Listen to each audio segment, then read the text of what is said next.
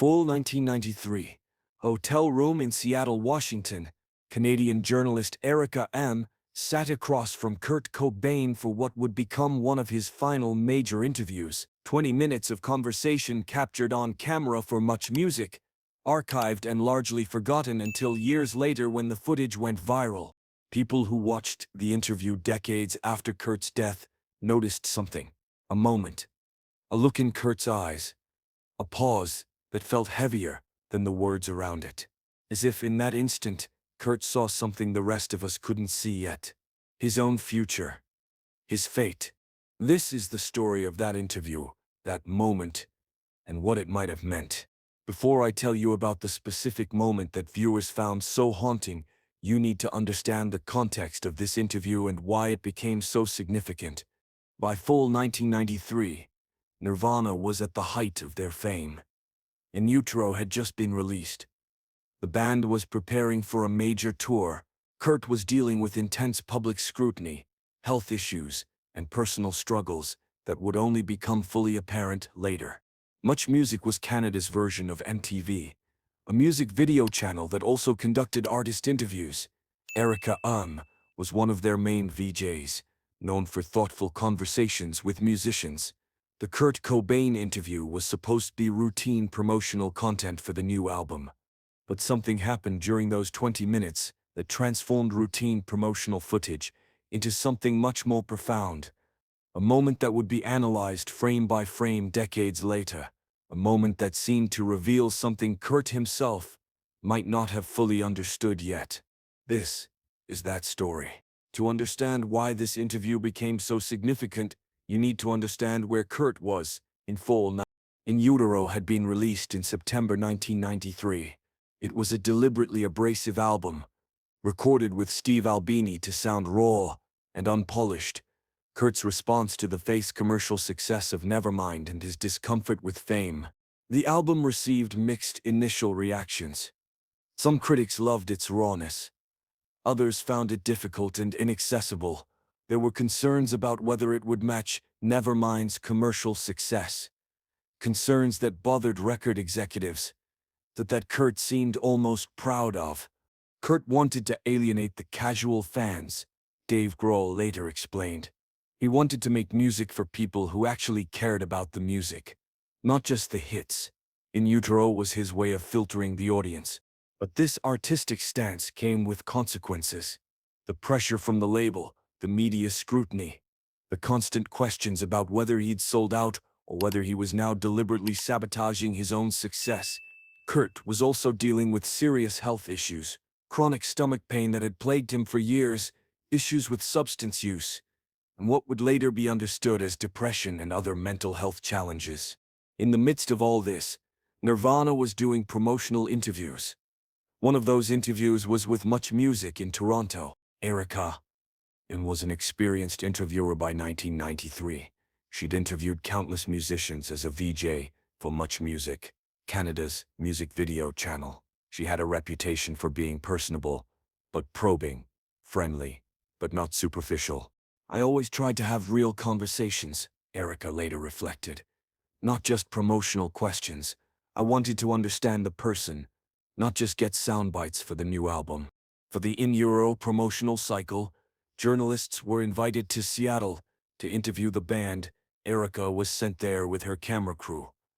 The setup was standard for major album promotions, multiple journalists, each in a time slot with the band members in hotel rooms.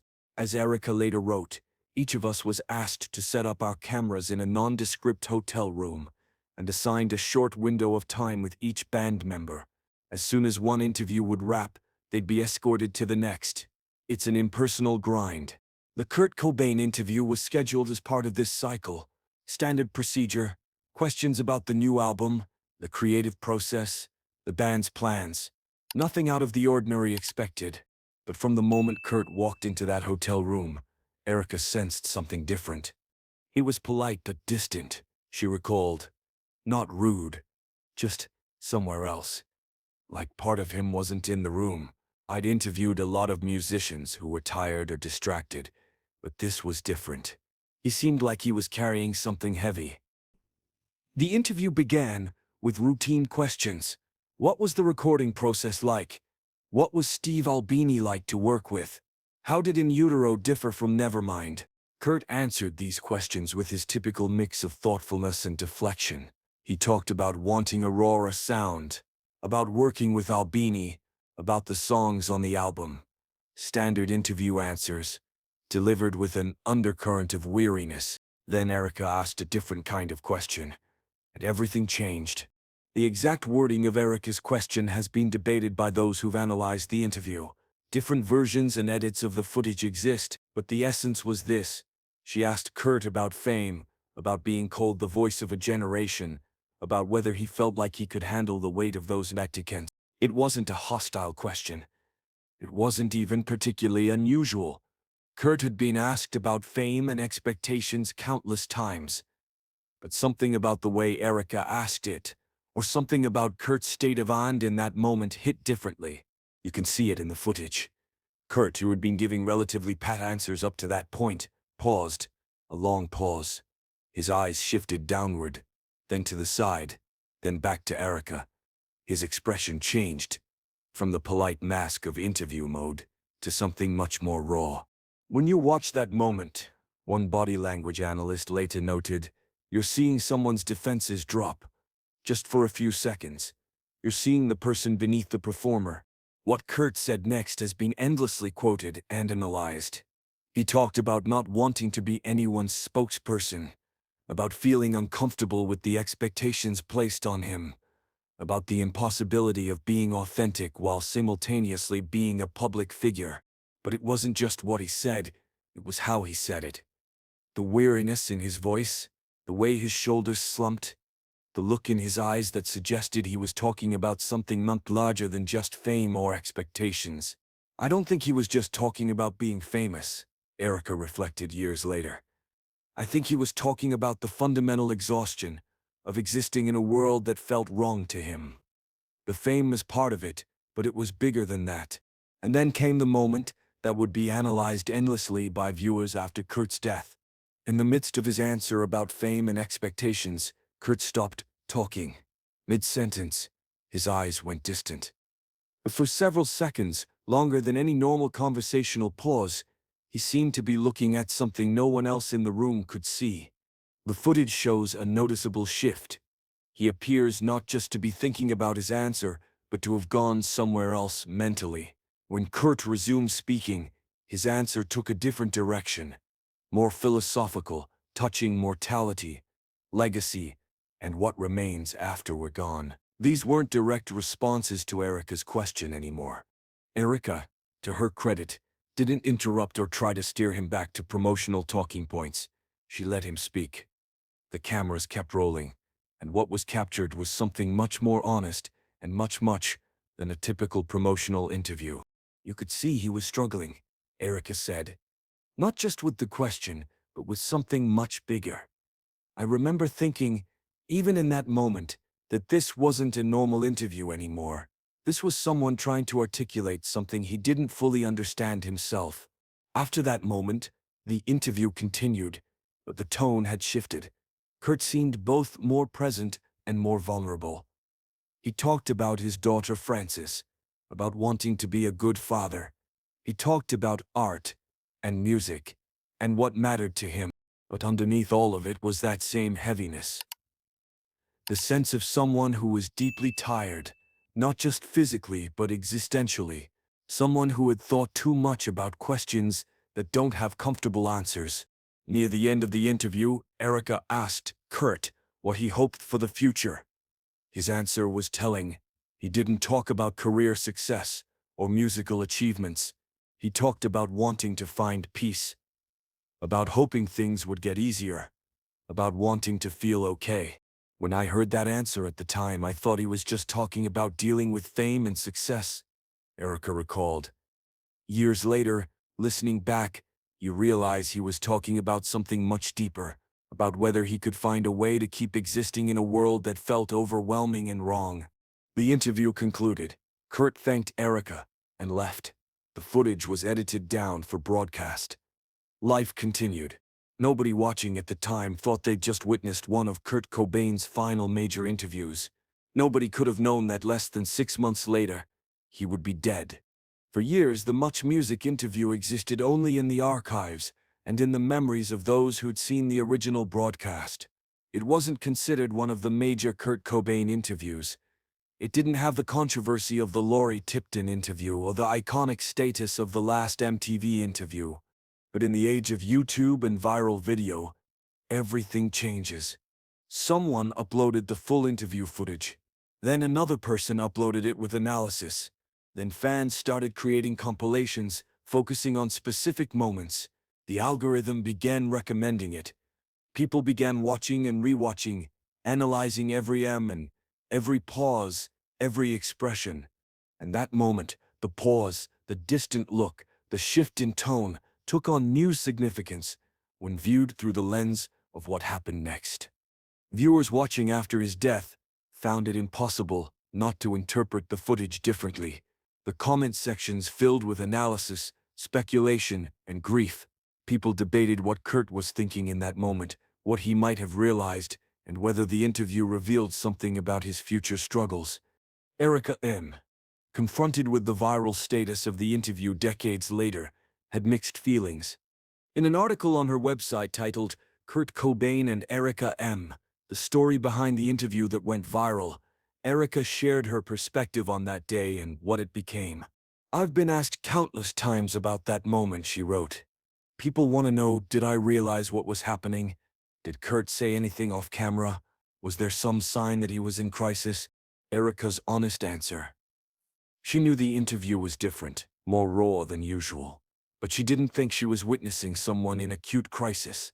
She thought she was talking to someone who was deeply thoughtful, deeply tired, and struggling with profound questions about meaning and existence. But she didn't think she was talking to someone who would be dead within months. The truth is, we project so much onto that interview because we know what happened next. Erica reflected.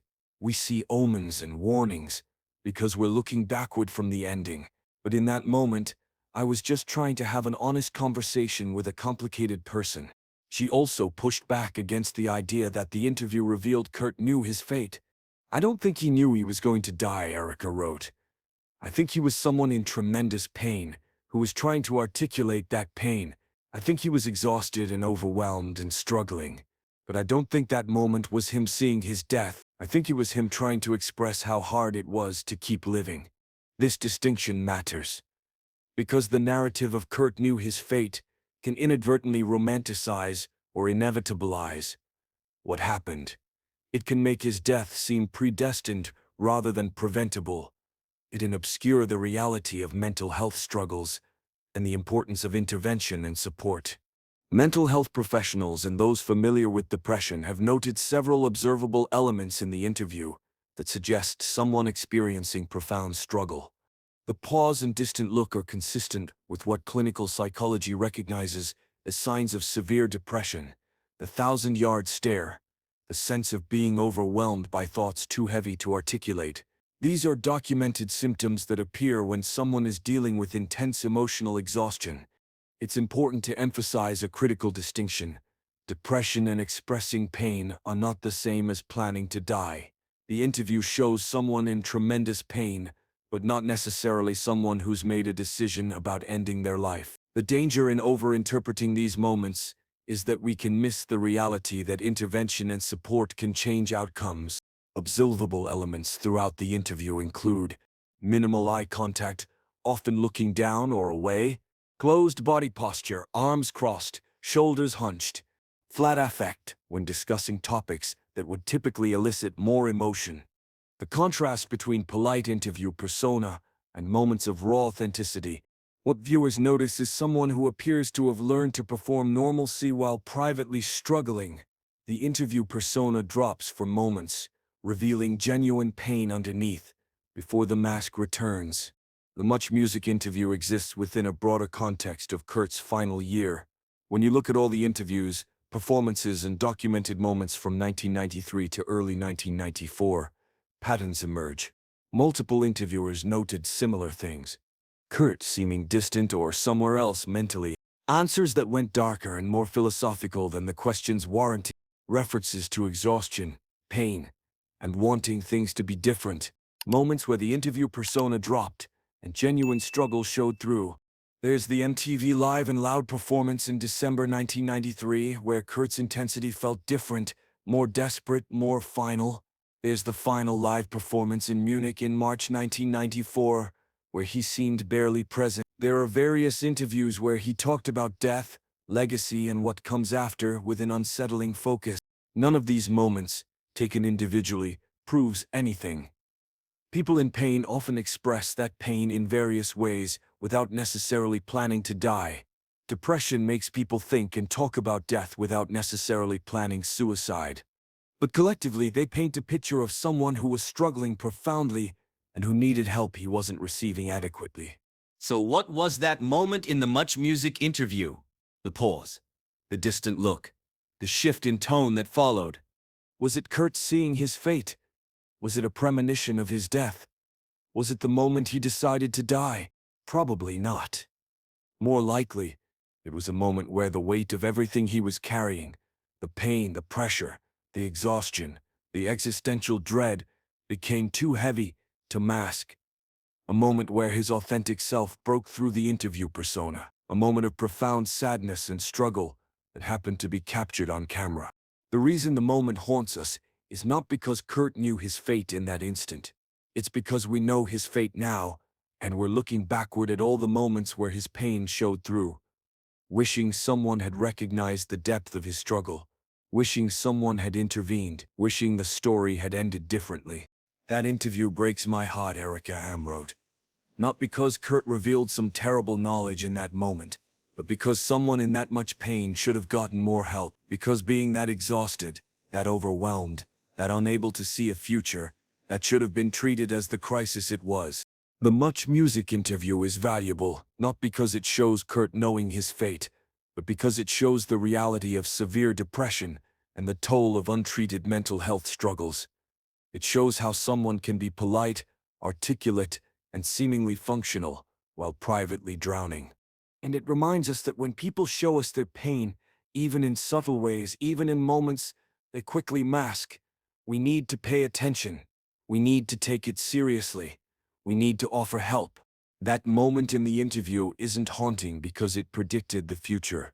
It's haunting because it showed the present, a present where someone needed help and didn't get enough of it. A present that could have been different with proper intervention and support. Disclaimer. This video presents an analysis of a documented interview for educational purposes regarding mental health awareness and media interpretation.